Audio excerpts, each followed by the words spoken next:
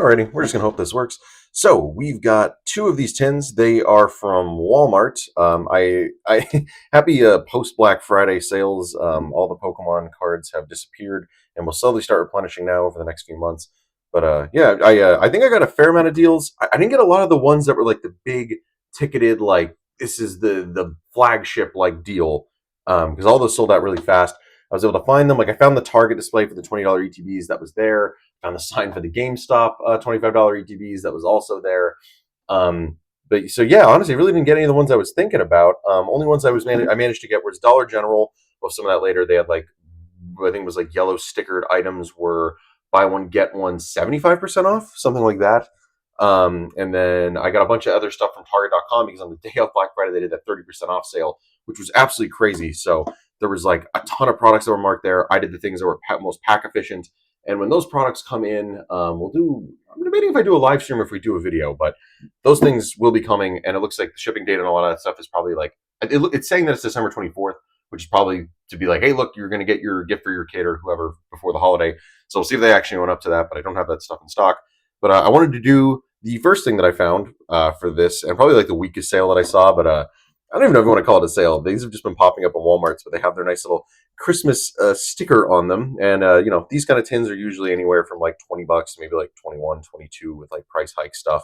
Marking them down to 18, so you save a few bucks, but like with tax, it's probably going to bring you back up to 19, 20 anyway.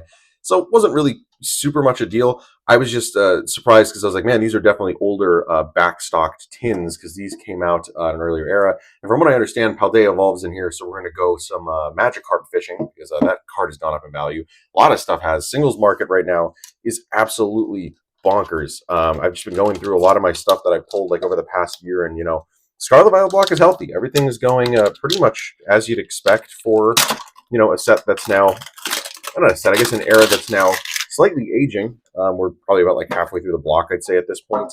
I expect a lot more sets, but we are out of the like main second year sets of the stuff. Like we've done all the DLCs. We've pretty much covered everything that the game has new to offer. We've done everything up to Terra Stone. So I don't think there's anywhere else to go from here other than to make some really cool, they're more like interesting sets where it's like, okay, we're gonna either come up with some new gimmicks that are like outside of the game, or we're just gonna put in fan favorite stuff, or we're gonna do obviously Team Rocket and like trainers Pokemon are gonna be coming.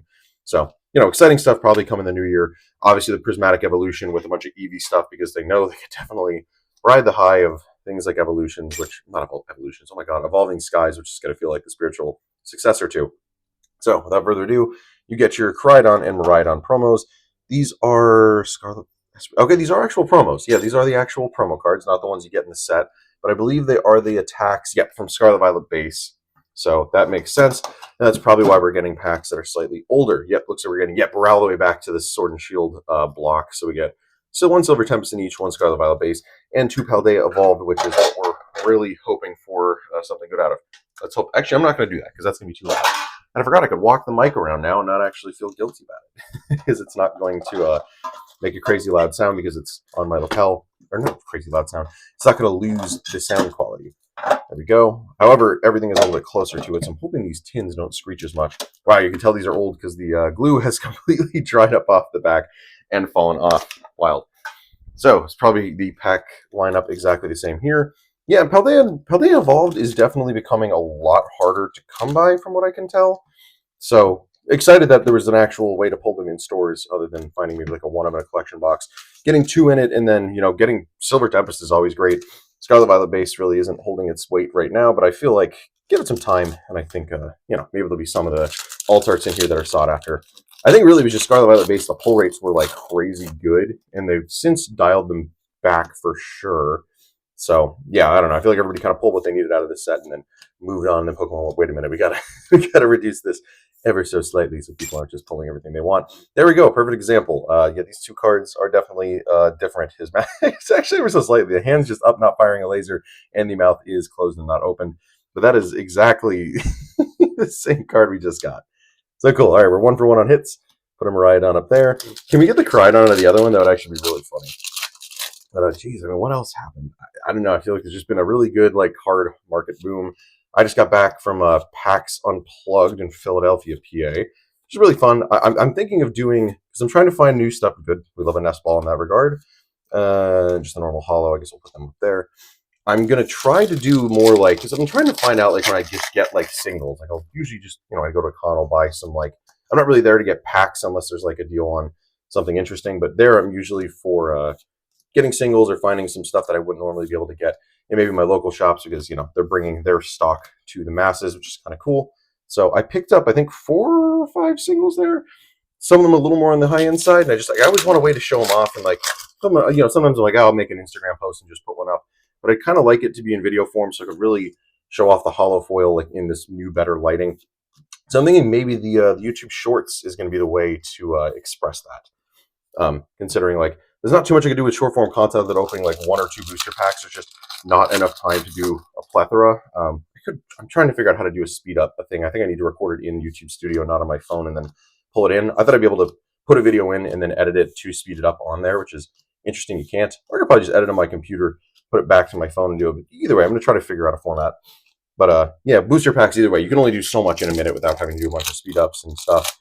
So I was like, maybe that's a good way to show off whenever I pick up a single, kind of talk about it for 60 seconds and, give some background on it, set wise, or like where I got it, or, I don't know, just like to have the narrative behind it. Again, this is like all nice archive stuff for me. So it'd be cool that I can go back and, say, oh, hey, okay, yeah, this is where this card came from. This is, where I was at that point in time, and like where the card market and everything was at that point in time, which I think is just, I don't know. I think anybody who's opening this kind of stuff is just archiving history in terms of, Pokemon TCG, or just like the state of, interesting, like the state of like stores. Because if you look over time, you can see how Walmart's and Targets and things have changed. So it's a weird niche we fall into doing this kind of stuff. Yeah, okay, Lycanroc. Again, not a crazy pull, but I do love the artwork on this. And I think it's a, let me do this.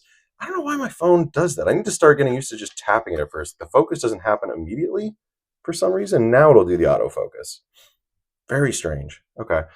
Lycanroc GX. It's not actually. What was the artist? Is it not one of the? He might be. I'll post his history and how long he's been around doing artwork in the description, or maybe on screen. But yeah, really, really clean artwork on that one.